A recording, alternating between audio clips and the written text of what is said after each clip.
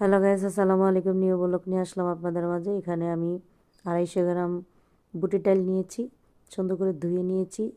এখন আমি প্রেশার কুকারে দিয়ে দিলাম আমি পেঁয়াজ কুচি, আদা রসুন পেস্ট দিয়ে দিলাম 1 চামচ, হাফ চামচ হলুদের গুঁড়ো দিয়ে দিলাম, লবণ দিয়ে দিলাম স্বাদ মতন। এখানে দিয়ে দিলাম আমি টমেটো কুচি দিয়ে দিলাম কাঁচামরিচ কুচি করে, গরম পানি দিয়ে দিব। এখন আমি ঢাকনা দিয়ে ঢেকে নেড়ে ছেড়ে দিছি, ঢাকনা দিয়ে ঢেকে দিলাম। এখন আমার ডালটা হয়ে গেছে। এখন ধনিয়া পাতা ছিটিয়ে দিলাম।